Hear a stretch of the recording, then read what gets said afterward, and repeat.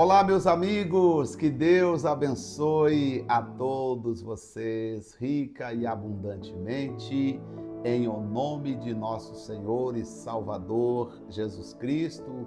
Eu sou o pastor José Maria, da Igreja Identidade de Cristo. Estamos de volta com o nosso devocional e hoje, Números capítulo 2, estamos vendo um pouco da história dos filhos de Israel no deserto. E agora Deus está contando para preparar um grande exército. Mas lembrando que eles estão apenas 2 anos no deserto. Bom, agora Deus já sabe que daqueles que têm 20 anos para cima, nós temos aproximadamente 600 mil e 500 pessoas, 550 pessoas. Agora, o Moisés vai continuar trabalhando com eles, fazendo a ordenação do acampamento. Vamos olhar e vamos ver o que é que nós temos aqui. Bom, no capítulo 1, o que me chamou a atenção foi o fato do Senhor não permitir que os filhos de Levi fossem associados com outras responsabilidades. O Senhor disse: filhos de Levi serão responsáveis pela tenda. Eles irão montar, desmontar o tabernáculo e cuidar dos utensílios. Qualquer estranho que chegasse, tocasse, ainda que para ajudar intencionalmente, ou às vezes tocasse, ainda que sem intenção, eles seriam penalizados, porque Deus foi bem enfático, dizendo: não pode tocar no santuário, apenas os filhos de Levi. Esses sim poderão tocar, poderão manusear, poderão fazer todo o transporte do santuário. Agora vamos ao capítulo 2. E falou o Senhor a Moisés e a Arão, dizendo: os filhos de Israel armarão suas tendas, cada um debaixo da sua bandeira, segundo insígnias da casa de seus pais. Aqui está dizendo aqui, cada um ficará perto da sua bandeira, do seu grupo de estandarte, das suas famílias, ficariam acampados próximo, né? Eu estou aqui com uma outra versão da Bíblia aberta aqui, que aí às vezes nos ajuda, né? Tem algumas palavras que precisa às vezes entender. Eu estou aqui com a Nova Bíblia Viva. Nova Bíblia Viva, ela traz bastante uma linguagem contemporânea. Então, se tiver alguma palavra difícil, nós vamos olhar aqui na linguagem da Bíblia Viva. E os que armarem suas tendas do lado do Oriente para o nascente serão os da bandeira do exército de Judá, segundo os seus esquadrões. Naasson, filho de Aminadab, será príncipe dos filhos de Judá, e os seus exércitos, os que foram contados deles, era de 74.700. E junto a ele amará suas tendas a tribo de Isacar. Natanael, filho de Zaur, será príncipe dos filhos de Isacar. E os seus exércitos que foram contados deles era de 54.400. Depois, a tribo de Zebulon, Eliabe, filho de Ilã, será príncipe dos filhos de Zebulon. E o seu exército, os que foram contados, eram de 507.400. Deus vai dando aqui a direção. Interessante que quem nomeou os cabeças foi Deus, não foi Moisés que nomeou. Falou o Senhor a Moisés, mandando Moisés nomear os cabeças. Todos os que foram contados do exército de Judá, 186.400, segundo os seus esquadrões, estes marcharão primeiro. A bandeira do exército de Ruben, segundo os seus esquadrões, estará para o lado sul. Elisur, filho de Zedur, será o príncipe dos filhos de Ruben. E os seus exércitos, que foram contados deles, eram de 47.500. e junto a ele armará suas tendas a tribo de Simeão. Zelumiel, filho de Zurizadai, será príncipe dos filhos de Simeão. E o seu exército, os que foram contados deles, era de 59.300. Depois da tribo de Gad, Eliseafat, filho de Reuel, será príncipe dos filhos de Gad. E o seu exército, os que foram contados deles, era de 45.650. Todos que foram contados no exército de Ruben foram 151.450, segundo os seus esquadrões, e estes marcharão em segundo lugar.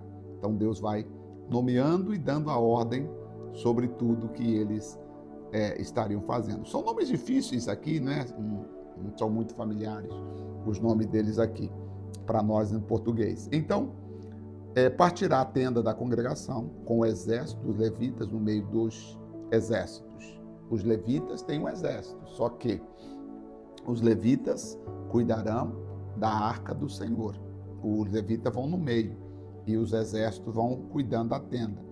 Como armaram as suas tendas, assim marcharão cada um no seu lugar, segundo as suas bandeiras. A bandeira do exército de Efraim, segundo os seus esquadrões, estará para o lado do ocidente. Elisama, filho de Amiúde, será príncipe dos filhos de Efraim.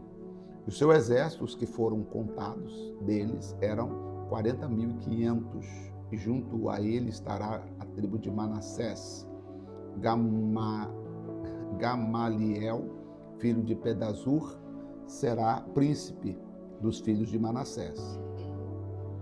Deus vai dizendo tudo aqui. É bonito demais, né, a gente pensar Deus falando com Moisés assim, voz, né, Moisés ouvindo. Oh, meu Deus, que coisa linda.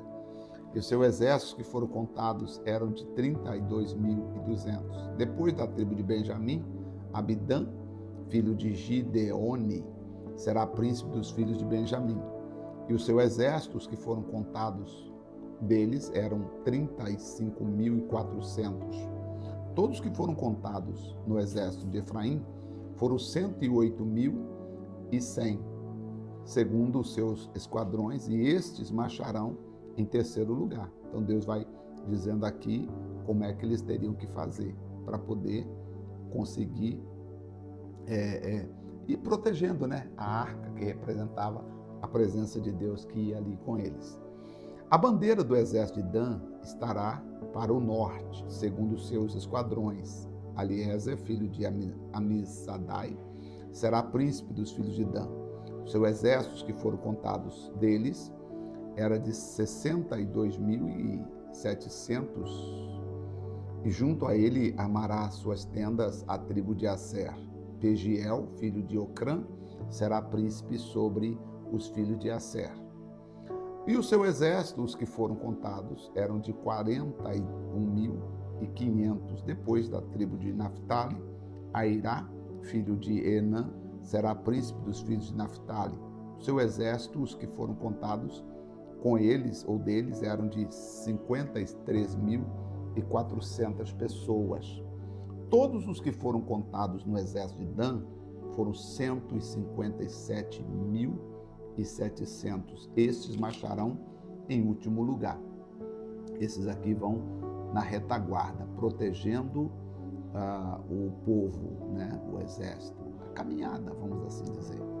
Esses são os que foram contados dos filhos de Israel segundo a casa de seus pais. Todos que foram contados do exército pelos seus esquadrões foram 603.550.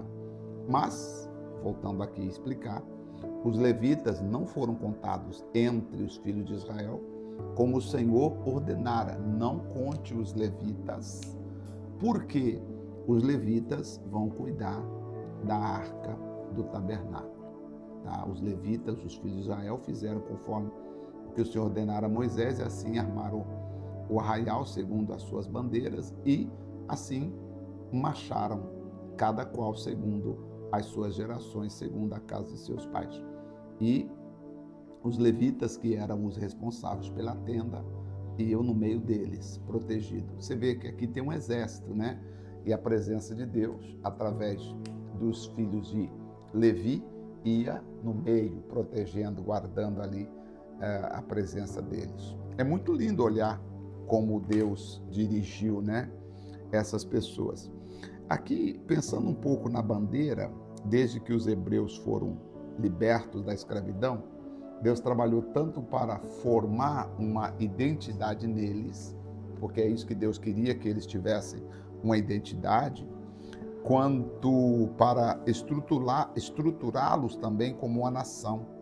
Isto é, ele posicionou o tabernáculo no centro do acampamento, mostrando que a vida começa tendo o Senhor como prioridade. Interessante, né? O tabernáculo estava no meio, no centro das tribos, tá? Estava no centro. Por que no centro? Porque a vida só tem sentido se Deus for a prioridade. No seu trabalho, Deus é a prioridade. Na sua família, Deus é a prioridade. Em tudo que você faz, Deus é a prioridade. Deus precisa ser a prioridade em tudo que você faz. Em seguida, em torno da tenda, colocou os levitas, depois as tribos, dispostas conforme as suas determinações. Cada tribo possuía a sua bandeira, que servia para delimitar o espaço entre as tribos e identificar uma a outra. Debaixo das suas bandeiras, os filhos de Israel acampavam, marchavam e lutavam. Toda essa organização mostrava que tudo o que o Altíssimo faz é perfeito e em ordem. Assim também, nós que servimos a Deus devemos possuir ordem, né, para organizar as coisas segundo o Espírito Santo. Não dá para a gente pensar, lendo o livro de Números. Parece chato ler aqui. Eu não sei como é que fica a minha voz aí nos seus ouvidos. Depois você me conta aí, fazendo um favor, repetindo a mesma coisa sempre aqui, as palavras, mas é o que está escrito, eu vou ter que repetir. Mas eu aprendo uma coisa aqui: a organização de Deus, como Deus organiza, como Deus coloca tudo de acordo.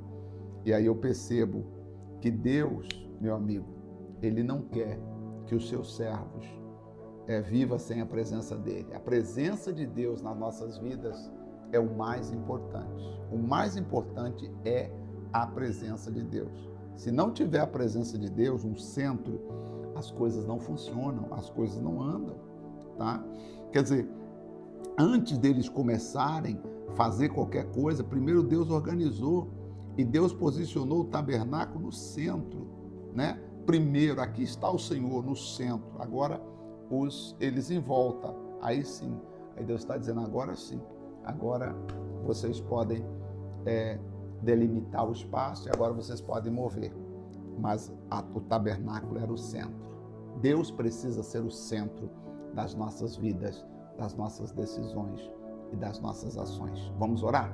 Senhor, nosso Deus e nosso querido Pai, Pai de nosso Senhor e Salvador Jesus Cristo, obrigado por mais uma oportunidade de estarmos aqui falando com as pessoas, ensinando, mostrando, meu Pai, o que cada pessoa precisa ver e viver conforme a sua santa e gloriosa palavra. Senhor, nosso Deus e nosso Pai, eu sei que Tu és o Senhor, eu sei que Tu és o Rei, eu sei que Tu és o Cristo, o Filho do Deus vivo. Ó grande e soberano Pai, muito obrigado pela vida de cada pessoa. Eu entrego nas mãos do Senhor a vida de todos aqueles que oram conosco agora, dizendo, Pai, na minha vida também o Senhor será o centro. Sim, o Senhor será o centro na minha vida. Na minha também, eu como pastor, principalmente, o Senhor é o centro da minha vida e sempre será o centro das minhas decisões e das minhas vontades. Muito obrigado, meu Pai. Em nome de Jesus. Amém. Graças a Deus. Amém. É assim que nós vamos prosseguindo. Já o capítulo 3, nós vamos ver o serviço dos levitas. Acho que vai ser interessante esse capítulo 3, hein? É um capítulo um pouquinho maior, 51 versículos. Eu acredito que vai ser importante porque ele vai mostrar para nós assim, numa tomada geral, né? Do primeiro até o último versículo, são 51 versículos. Ele vai mostrar os serviços dos levitas no tabernáculo. Então, quais são as responsabilidades dos levitas? Levita hoje parece que é aquele que canta, né? Você fala, eu sou levita, é nada. Ah, misericórdia. Vamos terminar, gente. Deus abençoe. Eu volto amanhã com o nosso leitura bíblica. Forte abraço a todos e até lá.